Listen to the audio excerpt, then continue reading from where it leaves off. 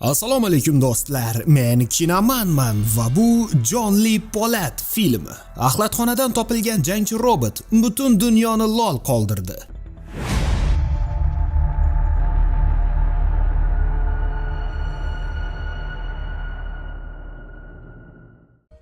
Kelajakda odatiy boks janglari modadan qolib, Bahodir Jalolovday boks yulduzlari odamlarga qiziq bo'lmay qolishdi. Ularning o'rnini odamlardan ko'ra dahshatliroq shou ko'rsata oladigan boshqariluvchi robotlar jangi egalladi. Sobiq professional bokschi bo'lmish Charlie mamlakat bo'ylab sayr qilar va yo'l-yo'lakay o'z roboti bilan janglarda ishtirok etardi. Biroq yutganidan ko'ra yutqazgani ancha ko'p edi. Kunlardan birida unga qo'ng'iroq qilgan tanishi qarzini qachon qaytarishini so'raydi. Aytarlik bahona topa olmagan Charlie esa aloqa yomonligini vaj qilib go'shakni qo'yib qo'yadi. Yarmarkaga kelgan erkak arena menejeri bo'lib ishlovchi do'sti Viki bilan uchrashadi. U Charliga robotini uning ho'kizlaridan biri bilan jang qildirsa, unga yaxshigina haq berishga so'z beradi. Tavakkal qilishga qaror qilgan Charlie agar g'olib bo'lsa, $200 berishini aytadi va Viki agar yutqazib qo'ysa, bu safar uni ayab o'tirmasligini ta'kidlaydi. Jang boshlanadi va Charlie publikaga o'ynashni boshlaydi. Oldiniga hammasi yaxshi ketayotgan edi. Miyasiz ho'kiz temir jangchi uchun muammo tug'dirmayotgan edi.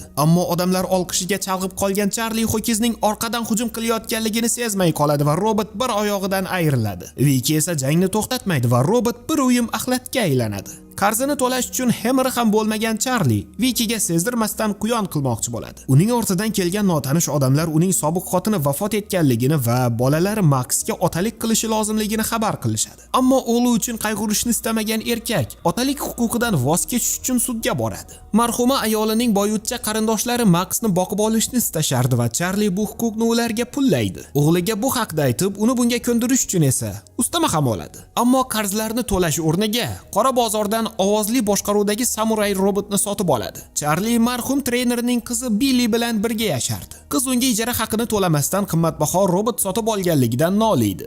U qizni avrashga harakat qiladi, biroq Billy hisoblarni to'lashlari lozimligini aytadi. Ayni damda Maxni uning oldiga olib kelishadi. Kichkina tirranchi esa otasi uni sotganligidan emas, olgan pulini u bilan bo'lishmaganligidan xafa edi. Hamma pulga robot sotib olganligini aytgan Charlie esa yoqmasa tuyog'ini shiqillatishi mumkinligini ta'kidlaydi. Qolishga qaror qilgan bolakay otasi sotib olgan robotni ko'rib lol qoladi. Charlie ovoz yordamida robotni boshqarishga urinadi, biroq buni uddalay olmaydi. Shu sabab meni aldashdi deb o'ylashni boshlaydi. Biroq Max otasidan ancha aqlliroq chiqib qoldi va robot yapon tilida buyruq bergan bolakayning buyruqlarini bekami ko'z bajara boshladi. Gap nimadaligini tushungan Billy robotning til tahlilini o'zgartirib qo'yadi. Hammasi joyidaligiga ishonch hosil qilgan Charlie robotni mashinasiga ortib bellashuvga yo'l oladi. Max ham u bilan birga bormoqchi ekanligini aytadi va ilojsiz erkak bunga rozi bo'ladi. Tunchgach yer osti robotlari jangi bo'lib o'tuvchi manzilga kelishadi. Max ko'rganlaridan juda hayratlanadi. Bu safar aniq g'alaba qozonishiga ishongan Charlie jang tashkilotchisidan uni eng zo'ri bilan tashlashlarini so'raydi. Otasi yeb qo'yishidan hayqisiragan Max uni fikridan qaytarishga urinadi, biroq unga quloq solmagan Charlie yangi samurayni klub yulduzi bo'lmish Moyxor Medas bilan jang qilishga hozirlaydi. Samuray oldiniga raqibiga imkon bermaydi. Tomoshabinlar robotni olqishlashardi va Charlie ham pulni tagida qoldim deb hisoblaydi. Ammo e'tiborsizligi sabab zarbalarni o'tkazib yuboradi va kaltak yeyish navbati samurayga keladi. Robotni hali yaxshi o'rgana olmagan Charlie uni himoya qila olmaydi va o'z robotini undan yaxshiroq bilgan raqibi samurayning kallasini salla qivoradi. Hozirgina yaltirab turgan robotdan ovoz kontroli qolgandi xolos.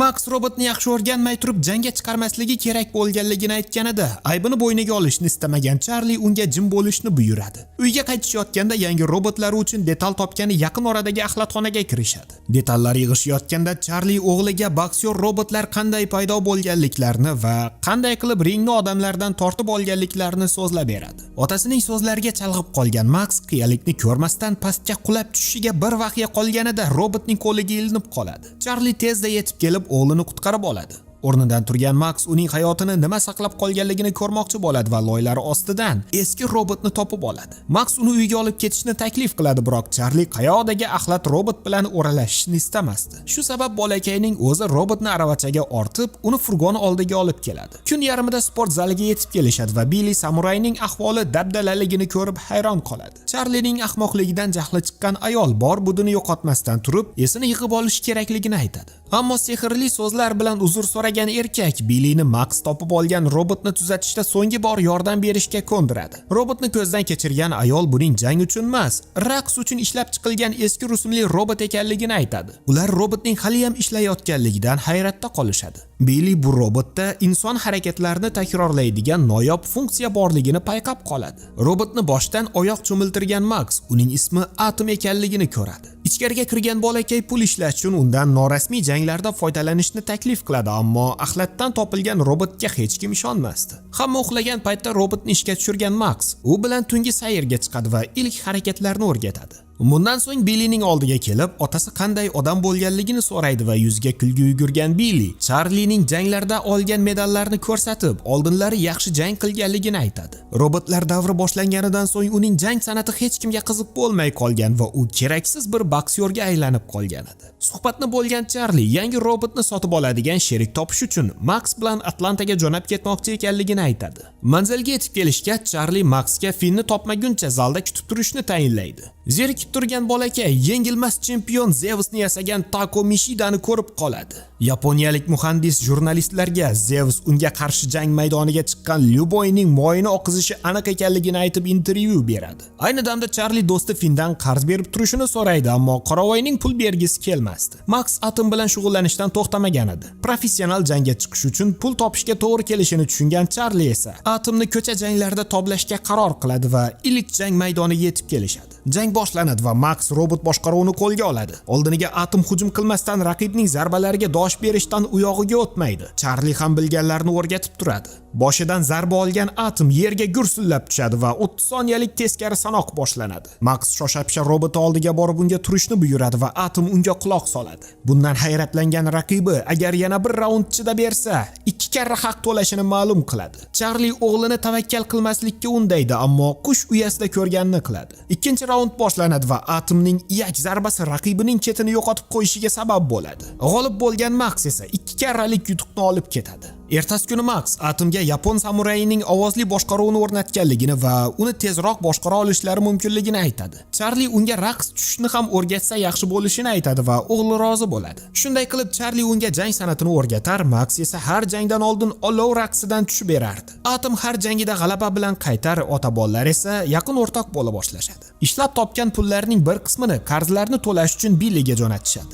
Raqs tushuvchi robotning ommalashib ketganligi sabab uni katta turnirga taklif qilishadi. Ustaxonaga kelgan menejerlardan biri ota-bolani Zeusning egalari chaqirayotganligini xabar qiladi. Xonimcha Zeusga sparingchi robot kerakligi va Atom uchun $200,000 to'lashga tayyor ekanligini ma'lum qiladi. Charlie tezda rozi bo'la qoladi, ammo Max sevimli o'yinchog'ini pullashni istamasdi. Jang boshlanadi va ringga 2 boshli egizak robot chiqib keladi. Max esa likkil robot bilan publikaga o'ynashdan to'xtamasdi. Jang boshlanadi va qo'shbosh Atomga imkon bermasdan hujum qilishni boshlaydi. Charlie tasodifan qo'shboshning nozik joyini ilg'ab qoladi va Atomga himoyadan hujumga o'tishni buyuradi. Birin-ketin chapani zarbalarni yog'dirgan Atom raqibini holdan toydirishi bilan aprikot bilan yer tishlatadi. Tomoshabinlar ko'rganlaridan vahuy. Sudyadan mikrofonni tortib olgan Max o'zidan ketib borib hammaning oldida Zeusga vizib tashlaydi. Turnirga start beriladi va barcha axlatdan chiqqan robot bilan qotil robotning jangini intiqsizlik bilan kutishar edi. Zeus o'z stilida ringga chigirtkadek sakrab chiqadi. Atom ham jangga shay. Ring boshlanishi bilan Atomga bitta zarba yetib ortadi. Ammo Atom oyoqqa turadi va yana qaynoq zarbalardan qabul qilib yerga qulaydi. Hammasi tugagandagida, ammo yeb to'ymas Atom Charlie'ning qo'yarga qo'ymasdan o'ziga keladi va professional zarbalari bilan Zeusni gangratib qo'yadi. Kuchlar teng kela boshlaydi va eski robot birinchi raund oxirigacha turib beradi. Jang davom etadi. Atom qahramonlarcha naqd 3 raund turib beradi. 4-raundga kelganida Zeus unga qattiq zarbalar berishi oqibatida jiddiy talofat oladi va Atomning ovozli boshqaruvi ishdan chiqadi. Raund tugashi bilan Max otasini Atomning ko'rish funksiyasini ishga tushirishga ko'ndirishni boshlaydi. Qayoqdagi axlat robot chempionga yengilmayotganligini ko'rgan yaponlar tipirchilab qolishadi. O'liga quloq solgan Charlie Atomni motivatsion gaplari bilan ruhlantira boshlaydi va final raundi boshlanadi. Atom himoyadan u yog'iga o'tmasdi, bu esa Maxni xavotirga soladi, ammo Charlie hali ertaligini ta'kidlaydi. Zeusning quvvati tugashini kutgan Charlie ishga kirishadi va Taysonning zarbalarini ketini uzmasdan berishni boshlaydi. Chempionni yutqazayotganligini ko'rgan yapon boshqaruvni o'z qo'liga oladi. Ammo jang san'atini unutmagan Charlie moshni aprikot bilan Zeusni yer tishlatadi. Ammo qora jallod o'rnidan turadi va Charli bor kuchini ishga solib uning badanini mamataloq qivoradi. Jang tugaganligini bildiruvchi qo'ng'iroq ovozi Zevsni nokautdan qutqarib qoladi. Tomoshabinlar bir ovozdan Atomni olqishlay boshlashadi. Biroq bunga qaramasdan Zevs ochkolar bo'yicha g'olib deb topiladi. Atom esa o'z qahramonligi sabab xalq qahramoni maqomiga erishadi. O'g'lini bag'riga bosgan Charli u bilan faxrlanishini ta'kidlaydi. Ular hakamlar hisobi bo'yicha yutqizgan bo'lishsa-da, oddiy xalq uchun haqiqiy qahramon va g'oliblar bo'lishgan.